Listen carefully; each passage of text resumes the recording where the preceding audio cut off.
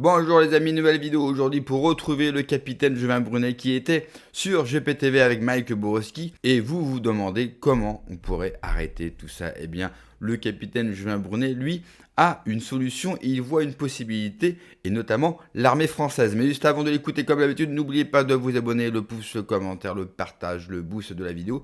Je remercie ceux qui m'ont rejoint sur Patreon et je remercie ceux aussi qui m'ont aidé via la cagnotte Tipeee. Vous avez tous les liens en description, bien sûr, sous la vidéo. Allez, on l'écoute et on en parle juste après. Oh, les photos, c'est best image, Mimi Marchand. Bon, on a compris quoi.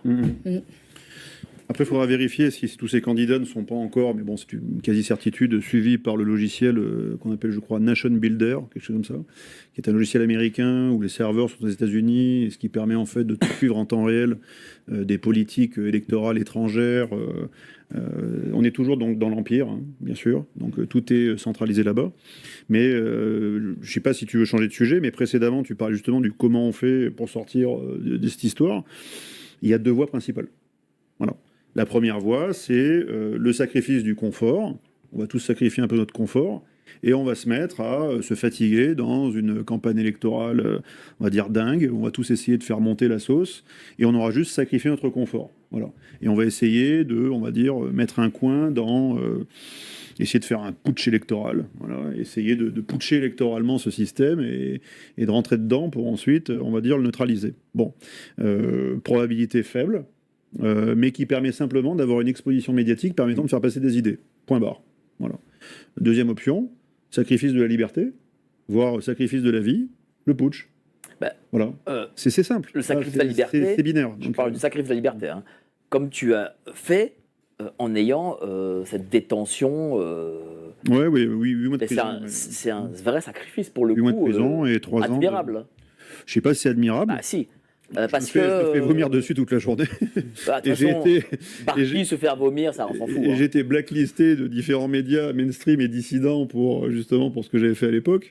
Donc je sais pas si c'est admirable. Bon après en même temps ils ont crucifié le Christ, hein, donc et pourtant il était l'homme Dieu. Donc c'est pas grave en soi.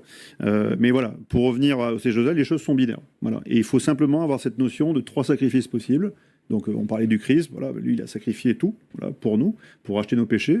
Sommes-nous capables de sacrifier un peu de notre confort pour essayer de sauver ce pays voilà. Veut-on ou pas l'arracher aux griffes de la République? Avons-nous compris ce qu'est la République? Avons-nous compris le projet derrière la République franc-maçonne? Primo.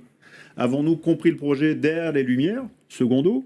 Avons-nous compris le projet derrière les Lumières et derrière donc ce contrôle judéo-protestant donc de la Révolution française, tertio, voilà, on peut mettre les pieds dans le plat. Avons-nous déjà compris ça et voulons-nous en sortir? Tu sais que j'ai fait convertir dans l'anti-république quelqu'un dont tu ne devineras jamais le nom. Gabriel Attal. Non, Myriam Palomba. Elle est sortie du dogme républicain très récemment. Je m'y suis mis, mais bon. Toutes les questions que pose et que soulève le capitaine Juvin Brunet sont extrêmement importantes. Parce que quand on s'y plonge et qu'on essaye d'y répondre, eh bien au final on a toutes les réponses. C'est vrai que nous vivons un monde où nous cherchons d'une manière quasiment perpétuelle des réponses, des vérités. Alors qu'au final, je vais vous le dire avec beaucoup d'humilité, mais je pense que toutes les réponses sont tout simplement sous nos yeux. Ça me rappelle le fameux sketch du journaliste de Dieudonné. Si vous ne l'avez pas vu, foncez le voir sur YouTube. Il finit ce sketch par « Si les gens voudraient savoir la vérité, il leur suffirait d'ouvrir leurs fenêtres. » Eh bien lui, il parle par exemple de sacrifices. Les Français sont-ils prêts à faire des sacrifices pour leur pays? Leur pays, c'est leur identité, leur foi, leur tradition, leur langue, bref, vous connaissez la musique. La réponse est non. Et elle est aussi devant nos yeux. On n'arrête pas de se demander, mais pourquoi les Français qui râlent tout le temps, qui apparemment sont en colère, ne font rien? Pire, quand vous avez des élections, ils continuent à voter pour les mêmes qui les baisent depuis 30, 40, 50 ans. J'arrête de compter parce que ça fout sincèrement la nausée. Parce que je pense que notre constat et notre vision des Français, si on peut les appeler ainsi, aujourd'hui, eh bien, est totalement faux. Et quelque part, c'est normal. Je ne lance la pierre à personne. C'est normal de vouloir avoir une vision sympathique, enjolivée des Français, parce que si on commence à se dire notre peuple est foutu, eh bien là, notre combat de tous les jours et nos envies, bien sûr, de meilleur s'écroulent. Donc on a besoin, quelque part, même moi, de idéaliser les Français parce que c'est la seule chose qui nous paraisse pas totalement pourrie et c'est la seule chose qui nous fait croire qu'on pourra faire quelque chose dans l'avenir. Mais les Français, sont-ils prêts à sacrifier leur confort? La réponse est non. Alors, elle est plutôt oui et non. Les Français, ils sont capables de faire des efforts et ils en font des énormes et de faire donc des sacrifices pour continuer à vivre dans le même système. Souvent, dans les reportages que nous avons sur TF1, France 2, vous savez, quand ils vont voir des Français qui parlent de leurs difficultés, des taxes, des impôts, ils finissent toujours par vous dire « Nous, on est prêts à faire un effort, mais il faut aussi que l'État et que le gouvernement nous aident et nous comprennent. » C'est-à-dire que les Français sont prêts à faire un effort pour leur bourreau. S'il vous plaît, vous nous tuez, certes, mais laissez-nous vivre encore un tout petit peu. Vous savez, ce qu'on appelle, il y a le rêve américain et il y a le rêve français. Vous savez, le rêve républicain, encore un tout petit peu.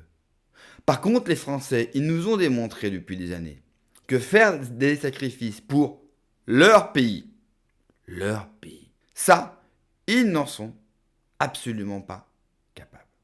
Alors, pourquoi les Français sont-ils capables de faire des efforts pour continuer à vivre dans le système républicain qu'il va falloir abattre? Moi, je suis totalement d'accord avec le capitaine Juvin Brunet. Si vous n'avez toujours pas compris le pourquoi du comment la République a été construite, il y a un véritable problème de recherche de l'information.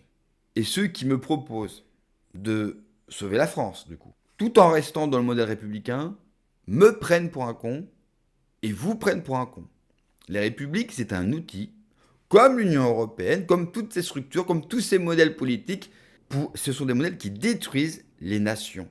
Et quand on parle de détruire une nation, on ne parle pas seulement du mot France, quoi. Non, c'est nos traditions, notre identité, notre langue. Vous n'avez pas remarqué que le paysage français, non seulement la population change, ça sert à ça. Et la République, c'est un outil qui a été créé, pensé pour ça. Donc tant qu'on restera dans ce modèle politique, on sera mort. Pour revenir sur le fameux sacrifice des Français, il y a une chose qu'on oublie trop souvent, je parle de nous sur Internet, nous tous, c'est que la plupart des gens qui votent, pourquoi votent-ils toujours pour le système? C'est vrai, on ne s'est jamais demandé, mais pourquoi les Français sont si cons? Ok, il y a les médias, machin, ok, très bien, mais ok, le QI moyen a baissé, ok, tout ça très bien. Mais on oublie aussi de dire une chose. La plupart de ces gens, ils vivent de quoi? Grâce à l'État. Et donc grâce au système. Que ce soit les retraites, les aides sociales ou tout ce que l'État propose. Moi, l'État m'a proposé 25 € pour changer l'écran de mon téléphone. Je n'étais même pas au courant. On est nous-mêmes, parce que nous-mêmes, on ne veut pas d'aide de l'État, mais je peux vous assurer que quand vous vous renseignez sur les aides disponibles et que les aides que l'État donne avec notre pognon, c'est juste hallucinant, ça file le tournis. Je n'aurai même pas le temps d'un live de 2 heures pour énumérer toutes les aides. Et là, on comprend mieux pourquoi les gens ne veulent pas le changement. Quand une main vous nourrit, même si cette main-là, pardonnez-moi l'expression, pue la merde, elle vous nourrit quand même. Du coup, vous n'avez pas envie de lui cracher dessus. Et en fait, les Français, c'est exactement ça. Le Français aujourd'hui, il est prêt à tout sacrifier, sa vie, son confort, son travail, sa santé mentale, son physique, même quasiment ses enfants. Donc il est vraiment prêt à tout abandonner, juste pour continuer à vivre de ce fantasme que la République lui a vendu. Est-ce qu'on arrivera à faire sortir les gens de la République, en tout cas du fantasme républicain? Je ne crois pas. Je crois que comme d'habitude, ce sont les événements et le réel qui forcera, peut-être ou non, les gens à vouloir en sortir et à comprendre que la République, depuis le début, ne leur veut pas du bien, mais uniquement du mal. Merci d'avoir regardé la vidéo les amis, n'oubliez pas comme d'habitude de vous abonner, le pouce, le commentaire, le partage, le boost de la vidéo. Prenez soin de vous, que Dieu vous protège. Allez, ciao.